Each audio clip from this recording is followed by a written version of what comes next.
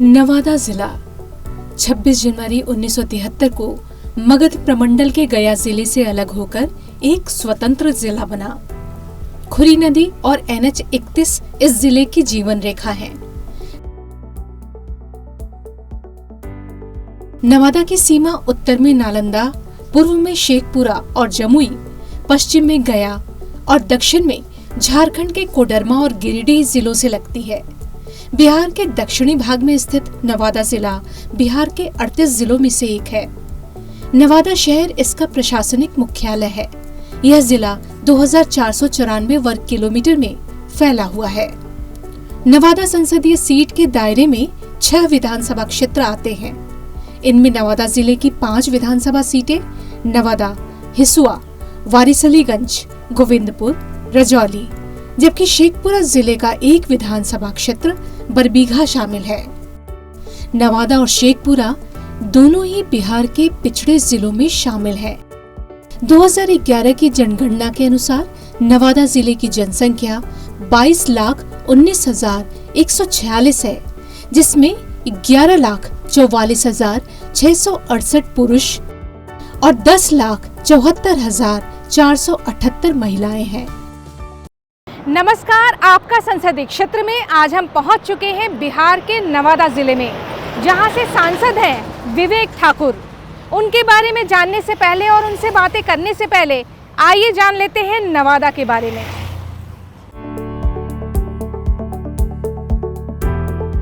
– 1845 में नवादा की स्थापना गया जिले के एक अनुमंडल के रूप में हुई थी। 26 जनवरी 1973 को नवादा एक अलग जिले के रूप में बना। यह जिला खुरी नदी द्वारा विभाजित है, जिसका पुराना हिस्सा बाएं किनारे पर और सार्वजनिक कार्यालयों एवं अन्य सुविधाओं सहित आधुनिक क्षेत्र दाएं किनारे पर स्थित है। नवादा ऐतिहासिक दृष्टि से अत्यंत समृद्ध है। राजा बृहद्रथ ने मगध साम्राज्य की स्थापना इसी क्षेत्र में की थी। यहाँ मौर्य, गुप्त और कन्हा जैसे प्रमुख राजवंशों का शासन रहा। हंडिया का सूर्य नारायण मंदिर एक प्राचीन मंदिर है, जिसके बारे में माना जाता है कि इसकी स्थापना द्वापर युग में राजा जरासंध ने की थी। यह मंदिर ऐतिहासिक दृष्टि से महत्वपूर्ण है और प्रतिवर्ष लाखों श्रद्धालु यहाँ आते हैं। हंडिया सूर्य मंदिर के बारे में मान्यता है कि यहाँ स्थित तालाब में स्नान करने भर से चर्म रोग ठीक हो जाते हैं। हमने इस मंदिर के बारे में स्थानीय लोगों से बातें भी की। ये देखिए द्वापर कालीन का मंदिर है और यहाँ का ऐतिहासिक ये है कि जरासंध की बेटी यहाँ पूजा करने आती थी, समझ गए। उसी दिन से ये प्राचीन मंदिर है और यहाँ का जो है रोग दोष जो होता है ना, मतलब कुष्ठ रोग, अनेक तरह का रोग भी जो है यहाँ पर ठीक होता है। और जिनको कोई कष्ट हो या कोई दिक्कत हो, मतलब बाल बच्चा का भी जो है ना, मतलब दिक्कत होता है, वो भी यहाँ पर मतलब मांगने से मिलता है। और यहाँ पर कोई भी यहाँ खाली हाथ नहीं गया है, ठीक है ना। वो हमारे ज़िला में तो कहीं कहीं कुछ काम हो रहा है, लेकिन खासकर यहाँ जो सूर्य मंदिर है, जो हड़िया गाँव है, यहाँ पर तो मतलब काम तो आप लोग खुद भी देख रहे हैं। ज़िला में एक 3 नंबर बस स्टैंड है, वहाँ से जाम पूरा लगा हुआ था पूरा मार्केट में। उसको ओवर ब्रिज का काम सुने कि वहाँ फ्लाई ओवर का अथी हो गया है। और नवादा से पावापुरी रेलखंड के लिए भी वो हमारे सांसद महोदय द्वारा उनका भी शिलान्यास किया गया है। नवादा में कोई बड़े पैमाने का उद्योग नहीं है, लेकिन यह जिला रेशम बुनाई और पत्थर के चिप्स उत्पादन सहित कुछ छोटे और मध्यम उद्यमों का केंद्र है। इसके अतिरिक्त भारतीय परमाणु ऊर्जा निगम लिमिटेड ने रजौली को एक परमाणु ऊर्जा संयंत्र की स्थापना के लिए एक संभावित स्थल के रूप में पहचाना है। नवादा जिला पर्यटन के क्षेत्र में अपनी अलग पहचान रखता है। नवादा के हृदय स्थल में स्थित है प्रजातंत्र द्वार। यह भारत की स्वतंत्रता और लोकतांत्रिक भावना का प्रतीक है। यह न केवल स्वतंत्रता संग्राम का प्रतीक है, बल्कि यह नवादा शहर की पहचान भी है। प्रजातंत्र द्वार का निर्माण 26 जनवरी 1950 को हुआ था, जब भारत एक गणतंत्र बना था। इस द्वार का निर्माण स्वर्गीय कन्हैयालाल साहू ने करवाया था। बाद में इसे नवादा के लोगों को समर्पित किया गया। शहर के आसपास कई दर्शनीय स्थल स्थित हैं। इनमें नवादा शहर से लगभग 24 किलोमीटर दूर काकोलत जलप्रपात शामिल है। नवादा के कौआकोल प्रखंड में सर्वोदय आश्रम है, जिसका उद्घाटन डॉक्टर राजेंद्र प्रसाद ने किया था। यह आश्रम एक समय में जयप्रकाश नारायण की शरण स्थली थी। यह एक प्रतिष्ठित स्थल है जिसने नवादा के ऐतिहासिक महत्व को बढ़ाया है। आश्रम परिसर में पुस्तकालय, प्रार्थना भवन, खाद्य निर्माण इकाई और जैविक खेती के मॉडल मौजूद हैं। यहाँ की मुख्य आर्थिक गतिविधि कृषि है, जहाँ 78% आबादी खेती पर निर्भर है। सर्वोदय आश्रम स्थित कृषि विज्ञान केंद्र इस क्षेत्र में कृषि प्रौद्योगिकी को बढ़ावा देता है। नवादा लोकसभा क्षेत्र की बात करें तो इस क्षेत्र में आजादी के बाद पहले आम चुनाव से लेकर अब तक इसकी सीमाओं में काफी परिवर्तन हुआ है। वर्ष 1957 से पहले यह गया पूर्वी संसदीय सीट का हिस्सा था। इसके बाद नए परिसीमन के तहत संसदीय क्षेत्र संख्या 34 के रूप में इसका गठन हुआ। साल 1962 में यह बदलकर संसदीय क्षेत्र संख्या 42 सुरक्षित के रूप में अस्तित्व में आया, जो करीब 4 दशक तक अपने इसी स्वरूप में रहा। वर्ष 2004 में फिर से इसका परिसीमन बदला और यह संसदीय क्षेत्र संख्या 39 के नए कलेवर में सामने आया।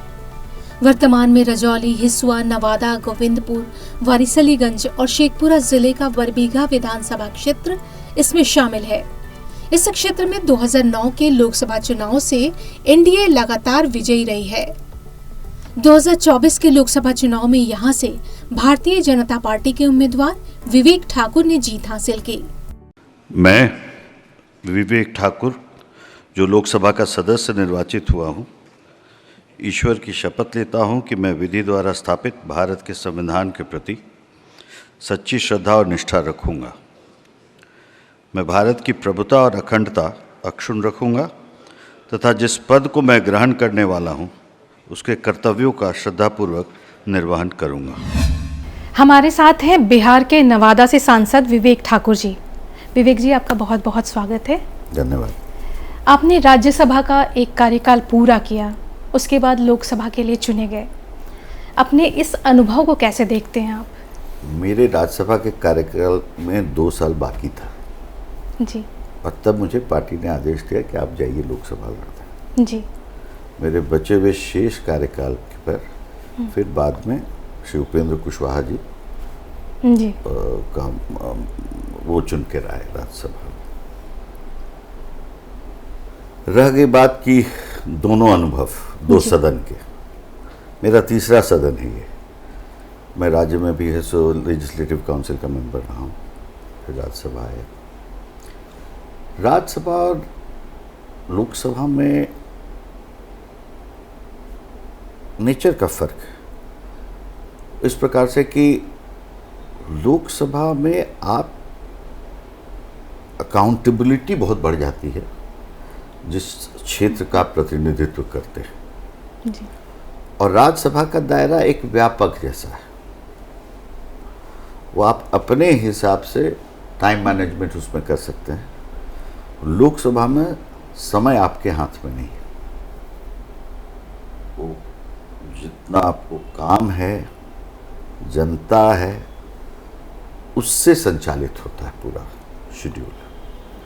तो बहुत हाई लेवल अकाउंटेबिलिटी रहता है। जी, आपने बहुत ही छोटे स्तर से आपने राजनीति की शुरुआत की, उसके बाद फिर आप यहाँ तक पहुँचे, लोकसभा, राज्यसभा। तो अपनी इस यात्रा को कैसे देखते? लगभग 32 साल का मैं पार्टी का कार्यकर्ता हूँ जी। और पटना महानगर जो हमारा टाउन लेवल होता है, वहाँ से हमने यात्रा आरंभ की थी जी। और मेरा सौभाग्य रहा कि बहुत बड़े बड़े संगठनकर्ताओं के साथ मुझे अपना सामाजिक ज़िंदगी आरंभ करने का मौका लगा। स्वर्गीय कैलाशपति मिश्र, फिर उस समय गोविंदाचार्य जी भी थे और वो एक अलग कालखंड था जब ये लोग स्तंभ थे। इन लोगों ने पार्टी का नींव रखा और निर्माण कर रहे थे।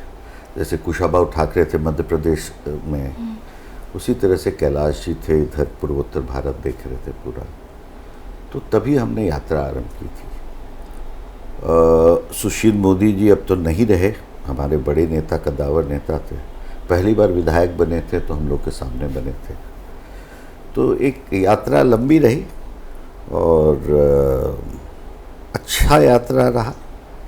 एक ही बात की खुशी रहती है कि जिस दल में मैं हूँ तो प्रथम पहचान हर एक नेता आप लोग कहेंगे, लेकिन हम लोग ये कहते हैं कि प्रथम पहचान जो है बीजेपी के हर प्रतिनिधि का एक कार्यकर्ता का होता है। सब पहले कार्यकर्ता हैं, फिर कोई मंत्री, सांसद, मुख्यमंत्री वगैरह होता है।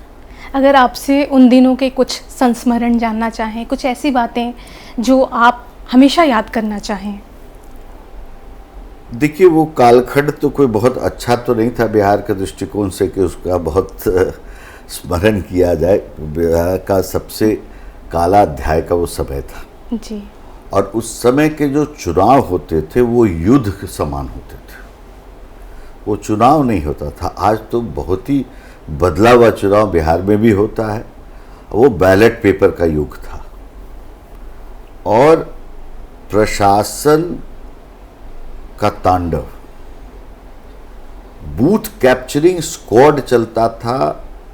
आरजेडी के जो जत्थे रहते थे और उसको लीड करते थे पुलिस, और बसों में लद के, और पटना जैसे राजधानी में। इसलिए आप अगर प्रामाणिकता से देखेंगे तो देश में सबसे ज़्यादा काउंटरमांड हुआ इलेक्शन रहा है तो पटना लोकसभा रहा है जी। ये राजधानी है। तो बड़ा कठिन था युग, लेकिन कार्यकर्ताओं का संकल्प बहुत मजबूत रहता था, इसलिए कोई पीछे हटता नहीं था। लेकिन तब से अभी बिहार बहुत विकास कर चुका है, पूरा परिवेश बदल गया है। ईवीएम आने के बाद से पूरा एक सिस्टम बदल गया है, तो एक बहुत ही अच्छा चुनाव हो गया, माहौल भी अच्छा हो गया।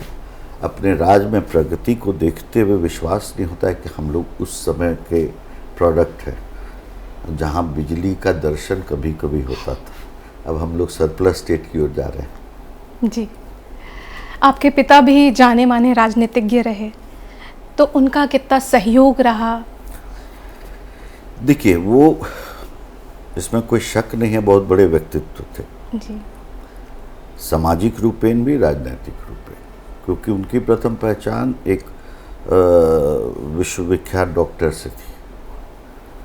तो गांव-गांव में उनको जानने वाले लोग थे, तो वो एक उनका निजी पहचान था बहुत बड़ा। राजनीतिक पहचान भी समांतर रूप से उतना ही बड़ा था जी।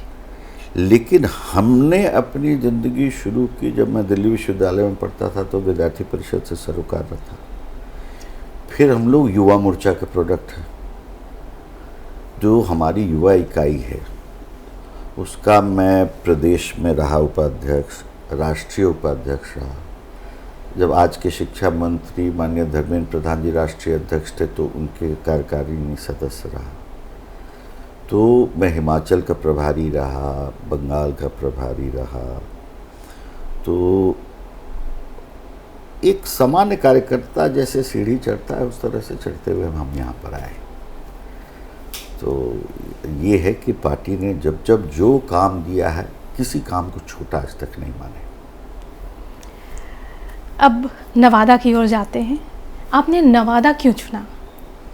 पार्टी का आदेश हुआ, नवादा जाना है, लड़ना है, तो मैं लड़ बैठा। और नवादा से मेरा बहुत पुराना सरोकार है जी। आज से नहीं, बचपन से। पिताजी मेडिकल कैंप लगाते थे जाके, तो नवादा में हम तो एक छोटा बालक के जैसा हम भी साथ में चले जाते थे, 2-3 दिन रहते थे वहाँ। हजारों हजार की संख्या में लोग पटना से डॉक्टर्स जाते थे जो मरीजों को देखते थे। तो बड़ा पुराना सरोकार रहा है। और उसके पहले जब हम एमएलसी थे या पार्टी के पदाधिकारी थे, युवा इकाई के उपाध्यक्ष थे प्रदेश पे, तो हमेशा जाना आना रहा है। और जब पार्टी ने आदेश दिया तो सहर्ष उस चुनौती को स्वीकार करते हुए वहाँ बढ़े और चुनाव भी हो गया। जनता ने मुझे बहुत आशीर्वाद दिया। आपको ये बता दें कि मेरे लोकसभा के अंतर्गत 2 जिला आता है, नवादा के साथ साथ शेखपुरा भी आता है, आधा शेखपुरा, और दोनों आकांक्षी जिला है। जी।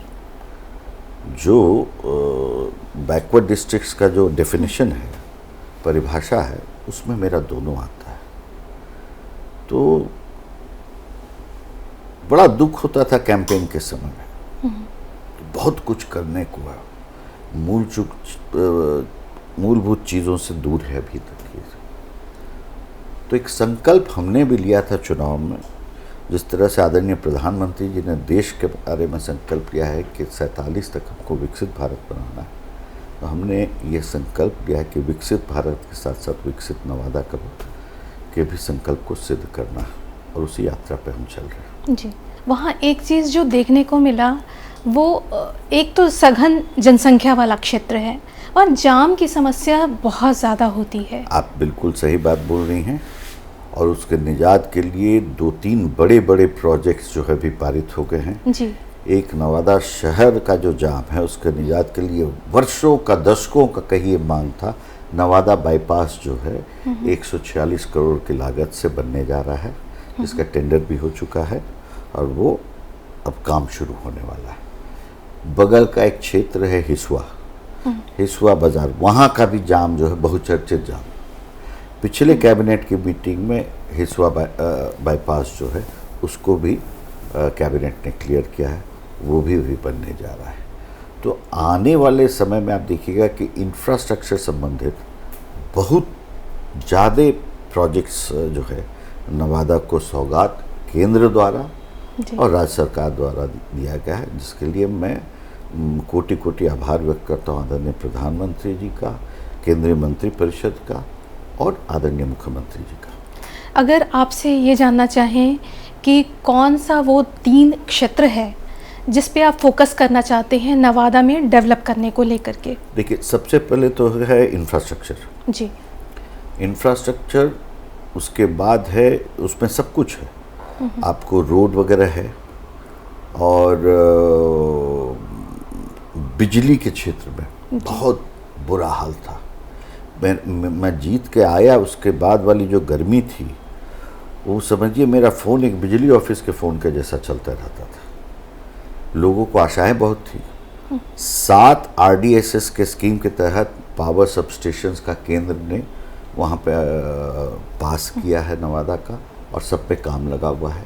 एक नया ग्रिड 196 करोड़ की लागत से वहाँ पे बैठने जा रहा है। और आपको इस बात से खुशी होगी कि नए तकनीक से 2450 मेगावाट का पावर प्लांट रजौली में वहाँ आ रहा है, और न्यूक्लियर पावर प्लांट का अध्ययन वहाँ पे फिर रजौली में ही, वहाँ जलाशय है, उसको लेके अध्ययन स्टार्ट हो गया है। Nuclear power corporation of India और NTPC द्वारा इसको अध्ययन किया जा रहा है। 3 साल लगता है जो एकेडमिक स्टडी होता है उसको पूरा करने के लिए। तो अब पहले से काफ़ी सुधार है, तारे बदली जा रही हैं मतलब त्वरित गति से, और सारा ग्रिड जो है उसका अलाइनमेंट सब ठीक किया जा रहा है। तो व्यापक सुधार है। मतलब हम ये समझते हैं कि 30% काम अभी बाकी है, 70% और हम बढ़ चुके हैं। जी। अगर 5 साल में हम कहें कि 5 साल में नवादा को कहाँ देखते हैं? 5 साल में अगर सही पूछें तो जितना काम अभी हुआ है, जैसे मैंने कहा कि रोड के बड़े बड़े प्रोजेक्ट्स, पुल पुलिया के बड़े बड़े प्रोजेक्ट्स, 2 केंद्रीय विद्यालय नवादा लोकसभा के अंतर्गत अभी आने वाला, बिहार को जो 16 का पैकेज मिलने वाला है 16 केंद्रीय विद्यालय का, उसमें एक नवादा और एक शेखपुरा के बरबीघा में भी ये आने वाला। तो शिक्षा के क्षेत्र में हमारे यहाँ जवाहर नवोदय विद्यालय है, वहाँ के बच्चे IIT 3 बच्चे निकल चुके हैं।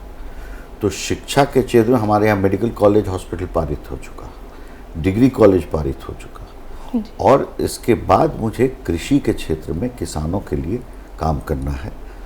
बिहार का सबसे बड़ा प्राइवेट सेक्टर इन्वेस्टमेंट वहाँ पे जो है अंबुजा सीमेंट्स का 1600 करोड़ की लागत से वारसलीगंज में प्लांट आ गया है, जो ग्राइंडिंग यूनिट है सबसे बड़ा अभी तक का। जी। तो हर दिशा में काम बहुत तेज़ी से शुरू हो गया है। आप जब चलेंगे 5 साल के बाद चुनाव में, तो एक बदले हुए नवादा में आपका प्रवेश होगा। जी। कभी ये क्षेत्र जो था नक्सल प्रभावित भी था, जी। तो उस बारे में आपका क्या अभी भी कहना 2 विधानसभा हमारे लोकसभा में आता है जो ये प्रभावित क्षेत्र थे, जी। जहाँ वोटिंग 4 बजे समाप्त हो जाता है, अच्छा, रजौली और गोविंदपुर। तो क्या कितनी चुनौती आपको झेलनी पड़ती है वहाँ पे? नहीं, देखिए, पिछड़ापन है, जहाँ हाथ दो वहीं खाई। तो काम करने का बहुत स्कोप है, छोटी छोटी चीज़ों से लोग वंचित हैं। तो अभी प्रगति यात्रा जो मुख्यमंत्री जी का चला था जी। उसमें ये दोनों मतलब ऐसे ऐसे क्षेत्र हैं कि जैसे 60 गांव पानी के चलते, पुल नहीं होने के चलते कटा रहता था, जी जी ऐसे ऐसे वो सब पारित हो गया, काम शुरू हो गया। जी। एक धनार्जय नदी के ऊपर है, फिर एक गोविंदपुर में है, ये है नगर परिषद में रजौली हमारा आ गया। बड़ा रमणीक स्थान है, आप जाके देखेंगे तो बहुत ही खूबसूरत जगह है वो। अब वहाँ पे टूरिज्म के लिए वहाँ पे ककोलत है, वाटरफॉल है, जी जी जी। वो उसका नया स्वरूप खड़ा हो गया है। तो काफ़ी कुछ अब चौमुही विकास हम कह सकते हैं कि और हम लोग चल रहे हैं, क्योंकि कोई एक ही चीज़ पे फोकस करना, शिक्षा अलग है नौजवानों के लिए, और समाज का हर वर्ग, पिछड़ा, अति पिछड़ा, गरीब, महिला, सबके लिए हम लोग जो है ये काम आरंभ हमने किया है। जी। अगर पार्क नहीं था जी। नवादा में, जी माँ छोटे बच्चे को ले जाने के लिए उसको कम से कम एक जगह नहीं था, कोई सेहत के लिए कोई स्थान नहीं। 2 पार्क वहाँ पर निर्माण बहुत तेज़ी से चल रहा है, एक बायोडाइवर्सिटी पार्क है और एक और पार्क है। तो आप आने वाले समय में आपको ज़रूर एक अनुभूति होगी कि तो काफ़ी कुछ बदल गया है। जी। अब इससे अलग हट करके अगर हम ये जानना चाहें कि खाली समय में आपको क्या करना ज़्यादा पसंद है, यानी आपकी हॉबी क्या है? पढ़ते हैं, जी। किताब पढ़ते हैं। हम रोज़ 8 अखबार पढ़ते हैं अभी भी। हम वो ई पेपर वाले नहीं, हम अभी न्यूज़पेपर वाले अभी तक हम हैं। वो तसल्ली नहीं होती, ऐसी बात है कि वो तसल्ली नहीं होती जब तक पन्ना पलटे नहीं, तो वो लगता नहीं है कि अखबार पढ़े। अखबार के अलावा किस तरह की और किताबें पढ़ना? तरह तरह के पढ़ते हैं, फिक्शंस भी पढ़ते हैं और काफ़ी विभिन्नता भी है। अगर आपसे जानना चाहें कि कोई ऐसी किताब जो आपको बहुत पसंद हो, आप सबको रिकमेंड करना चाहें? नहीं, बड़ी पुरानी किताब है, हमको मौका नहीं लग रहा था। अभी एक सेपियंस करके किताब है, हमने पढ़ना शुरू किया अभी, अब देखते हैं। एक उसके पहले हमने पढ़ा था, एक माइंड हैकिंग पर एक किताब थी, तो वो थोड़ा एक्सरसाइज बेस्ड किताब था, लेकिन बहुत ही अच्छा किताब है, नौजवानों को ज़रूर पढ़ना चाहिए। जी। और एक तो ये बड़ी मोटी किताब हमने उठा लिया, सेपियंस, जिसका हमने जिक्र किया है, तो धीरे ही धीरे पढ़ पाते हैं, कभी जहाज़ में कभी ट्रेन में, जैसे रहे तो पढ़ पा रहे हैं। तो अभी फ़िलहाल यही पढ़ रहे हैं। अगर आपसे कहें लोगों को कुछ संदेश देना चाहें तो क्या कहना चाहेंगे? शिक्षा सबसे बड़ा चीज़ है। जी। नौजवानों के लिए यही है कि आयाम तो बहुत खुल गए, लेकिन शिक्षा के ही थ्रू होके जाता है। जी। और शिक्षा की भी जो तैयारी है, मेरे दृष्टिकोण से अगला 50 साल को देखते हुए जो बच्चा है, बालक है, नौजवान है, उसको उस दिशा में अपने आप को शिक्षित करना चाहिए, higher level of education. Computer science जितना इंजीनियरिंग पढ़ेगा सब ले रहा है, लेकिन एआई की ओर जब जा रहा है जिस तरह से, तो एआई का क्या भविष्य है अगला 25-50 साल, इसको एक अध्ययन करना चाहिए। और जो पैशन है बच्चे का, जिधर इच्छा हो उधर ही पढ़ने देना चाहिए, थोपना नहीं चाहिए। नहीं तो डेस्टिनी में क्या लिखा हुआ है किसी के कोई नहीं जानता है। वो नेपोलियन के बारे में कहा था ना, वो बहुत अच्छा पेंटर था, तो पेरिस स्कूल ऑफ आर्ट में गया था एडमिशन लेने, उसको एडमिशन नहीं मिला। जी। तो उसी के बारे में कहा जाता है कि Napoleon went to seek virtue, got power. तो इसलिए जिधर पैशन है, जिधर इच्छा है, उसी दिशा में, क्योंकि अब उत्कर्ष का कोई सीमा नहीं है पहुंचने का। तो और कोई भी क्षेत्र है, अब स्पेक्ट्रम बहुत बड़ा हो गया है दायरा का। शिक्षा की बात आपने कही, बिहार में शिक्षा की स्थिति को लेकर के आप क्या कहना चाहेंगे? देखिए, पहले तो कुछ भी नहीं था, शिक्षा बिना शिक्षक के था जी। यही था। बिहार की आबादी आज के दिन में पूरे दुनिया में इसलिए फेमस है कि बिहार के बच्चे पढ़ाई में बहुत अच्छा करते हैं, और आपको कोई कोना जहाँ पर कि अच्छी पढ़ाई होती होगी वहाँ बिहार का बच्चा दिख जाएगा आपको। माँ बाप की सारी पूंजी लग जाती है बच्चों को पढ़ाने में, क्योंकि शिक्षा बिना शिक्षक के यही बिहार था उस कालखंड में। आज शिक्षकों की इतनी नियुक्ति हुई है कि कोई चीज़ का कॉज एंड इफेक्ट जो होता है उसके लिए आपको थोड़ा समय देना पड़ता है। तो आज और अब स्कूलों के भवन का निर्माण शुरू हुआ है ग्रामीण स्तर पे। 2 स्कूल खुल गया, कोई एक प्रभावी आदमी था वो अपने यहाँ खोल दिया, अब बगल के प्रभावी आदमी वो अपने यहाँ खुलवा लिया, तो उसको क्लब करके एक बिल्डिंग बनाया जा रहा है। इंफ्रास्ट्रक्चर के क्षेत्र में काम हो रहा है। आने वाले समय में ये ज़रूर है कि हमें बदला हुआ शिक्षा प्रणाली जो है वो हमको बिहार में दिखेगा। फाउंडेशन ठीक होगा तब तो इमारत तो खुद बुलंद हो जाता है। आपने हमसे बातचीत की, आपका बहुत बहुत धन्यवाद। बहुत बहुत धन्यवाद। नवादा संसदीय क्षेत्र में सुविधाएं बढ़ाने के उद्देश्य से विवेक ठाकुर लगातार कार्य कर रहे हैं। अपने क्षेत्र की समस्याएं वे सदन में उठाते रहते हैं। उन्होंने नवादा और शेखपुरा में पेयजल और सिंचाई के लिए जल की समस्या को देखते हुए बक्सौती बैराज परियोजना की ओर सदन का ध्यान आकर्षित किया। ध्यान बिहार राज्य के बक्सौती बैराज परियोजना की ओर आकर्षित करना चाहता हूं, जो नवादा, शेखपुरा, जमुई और नालंदा 4 जिले के सूखा प्रभावित क्षेत्र के लिए एक बड़ा महत्वपूर्ण पहल। उन्होंने प्रश्नकाल के दौरान तारांकित और अतारांकित अनेक प्रश्न पूछे। विवेक ठाकुर संसद के 3 समितियों के सदस्य भी हैं और इन समितियों की बैठक में वे लगातार भाग लेते रहते हैं।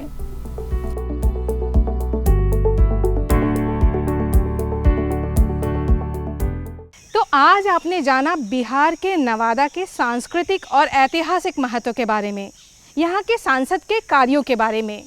अगले अंक में फिर किसी ऐसे ही संसदीय क्षेत्र में होगी आपसे मुलाकात। तब तक के लिए नमस्कार।